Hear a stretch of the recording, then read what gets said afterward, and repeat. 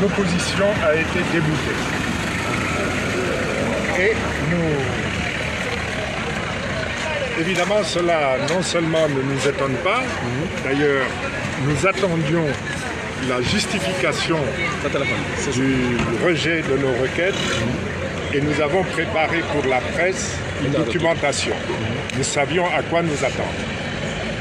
Mais pour une fois, on n'a pas totalement perdu. Parce que ce que nous avons d'abord souhaité, par le référé en mesure utile, c'est obtenir une clarification de l'État concernant le décret 964. Comme vous le savez, il y a une première version qui prévoyait des avantages pécuniaires, qui donnait un droit excessif. Le président signe un décret pour l'honorariat, mais il le signe après avis. Donc il s'agit d'une compétence partagée. Et nous avons donc souhaité, à la suite de la parution d'un deuxième décret brandi par M. Yakhambay, une clarification. Sur ce plan, on a gagné. Pourquoi? Parce que nous avons introduit nos recours début juin, le 3 juin, notifié ces recours à l'agent judiciaire de l'État le 4 juin, et c'est le 19 juin qu'ils ont publié ce qu'ils considèrent comme le vrai 964. Donc nous, ce qu'on souhaitait, c'était publication du décret qu'il fallait prendre en compte parce que nous sommes dans une république et avoir deux faux décrets en circulation dans une république, c'est honteux. Nous avons donc gagné. Maintenant, la précision a été faite, mais elle a été faite le 19 juin comme un moyen malin pour bloquer les procédures du CRD. Ce qui est dommage par contre, c'est que ce moyen nouveau est accepté par la Cour suprême. Ça, on va laisser les spécialistes du droit en débattre, on va laisser la doctrine se faire, parce que c'est extrêmement grave. C'est extrêmement grave. Pourquoi? Parce qu'on nous a empêchés d'introduire un décret pour excès de pouvoir, puisque ce décret n'existait pas, le 964. On ne savait pas lequel attaquer. Donc, on a gagné. On les a obligés, l'État, à publier un décret, un vrai décret 964. On les a obligés à enlever de ce décret la rémunération du président honoraire. Et ça, c'est une grosse victoire pour le CRD et pour le peuple du Sénégal.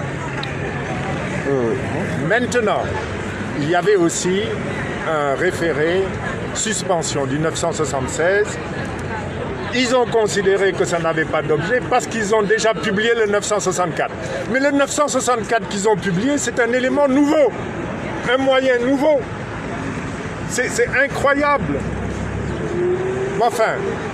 nous retenons, parce que nous savions que nous allions arriver à cela.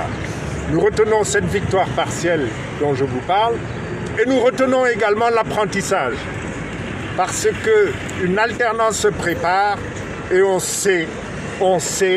où il va falloir agir en termes de réforme pour assurer une justice correcte dans ce pays. Voilà, je vous remercie. waaw li ma bëggoon a wax ci wolof moo di ne te loolu tàmm nañ ko Cour suprême nee na opposition perte na état gagné na ci gàttal daal ndax yëfu yoon moom dafa xaw a compliqué waaye loolu xamoon nañ ko moo tax it bi ñuy ñëw waajaloon nañ loolu yépp ba bind li nga xam ne lii moom la ñu jàppoon ne ci la ñuy sukkandiku ba mën a wax ne taxaw la wan a wax ne xëy na yoon amul yoon am na waaye yow sa yoon nekku ci loolu daal la ñu tontu waaye bu ñu jàpp ne CRD amul ci ndab ndax ñun li ñu jëkk laaj mooy ñaari décret 964 génn na benn bi ñu ngi ciy gis ñu ngi ci bi bind nañ ci benn juum nañu sax ci loi ba ci datu loi ba benn ñaar bind ci benn bi it ne président honoraire dina am lii dina am lële beneen daal di génn ku ñuy wax Yakham Mbaye génnee ko ne bii mooy bu dëgg bi boobu itam am foo bu ca nekk ñu laajoon na Cour suprême na nga joxe ndigal ñu xam ban mooy décret bu baax loolu daal mooy suñu référé mesure utile Cour suprême nee na loolu moom amul leen ci lu ngeen di wax waaye ñun liñ ci doon mbëbët jot nañ ko mooy lan mooy état du Sénégal mujjee na feeñal décret bi ñu mën a jàpp muy bu baax bi muy 964 génnee ko ci journal officiel waaye ñu ngi koy génnee fekk ñun duggal nañu suñu plainte ba noppi kon xam nga loolu combine bëri ñëw na waaye ci bu bees bi benn léegi am na benn ñaar gisatuñu ci alal boo xam ne day dem ci président honoraire ñetteel ba itam li ci nekkoon faux ci wàllum date loolu génne nañ ko waaye mu am itam lu mu firi te loolu bokk itam ci li CRD bëggoon ndax faux la faux dañuy wax ne faux la dañuy génnee ne faux la léegi wóor na ne li Yakham Mbaye génne woon ca télévision loolu faux la ndax méngoowul ak li ñu génnee ci journal officiel waaye nag mu am itam loo xam ne foog ñu jaar ci te loolu moo indi sax ñu génne 976 bi maanaam suñu ñaareelu requête yoon nanguwul nga duggal dara ba pare yoon fii ci Cour suprême nga gis ne juum nga daal di indi leneen ñu ngi ko tuddee élément nouveau moyen nouveau loolu moo am ndax ñun 3 juin dañu déposé suñu requête fii CRD waaye biñ ko yóbbee ca agent judiciaire de l'État bi taxawal État ñoom xam nga li ñu def caaf xam na xaaral ñu génnee gaaw 964 ndax ñu ngi ñuy laaj ñu génnee ko te dañu au président ne ko da nga koy génnee ndax ñaar na ngi circuler te sa signature bi mooy sa signature ñu daal di génnee le 19 juin ñaari semaine lañ ci teg ñu daal di soog a génnee le 964 kon foofu mën nañu jàpp ne am nañ ci ndam ndax leer na tey benn 964 bi feeñ bi ñu mujjee publier te ñu mën a jàpp mooy bu dëgg bi benn kenn gisatu ci xaalis ak alal yooyu jox président honoraire ñaar li ci doon juumte ca date loolu tam faxas nañ ko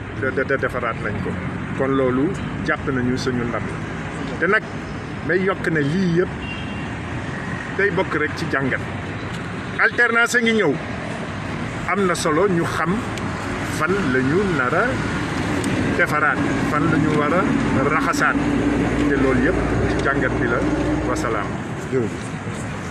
bëggoon naa ci yokk ñaari yëf mooy ne Abdoul Mbaye wax na 964 bu Yakham Mbaye génnee boobu état bi ci boppam moo ne si faux ñun duñ ko bàyyi noonu il faut waa CRD danañ ci dem ñu xam fu ko Yakham Mbaye jëlee ñu xam ku si imiter signature du président de la République parce que loolu dafa bokk ci xeex état de droit ñaareel bi duñu tay duñu sonn justice bi suñ fa waree dem danañ fa dem parce que jàpp nañ ni justice moo yore démocratie kon duñu découragé duñu tay dañu continuer wax nañ ko leeral nañu mbir bi léegi ne ñun lu ñu bëggoon mooy ñetti 964 yi wax nañu léegi bu ci baax selon le gouvernement muy benn ñaareel bi nag ñoom nee nañu ñun dañoo teel a agir parce que ñoom 19 juin nañu génnee seen was dañu waroon xaar ba après loolu tamit ko xel loolu laa si bëggoon jox dañuy wax ne xeex nag may continuer état de droit dafa bokk ci mandarga CRD te duñ ci dellu ginnaaw loolu laa leen bëgg a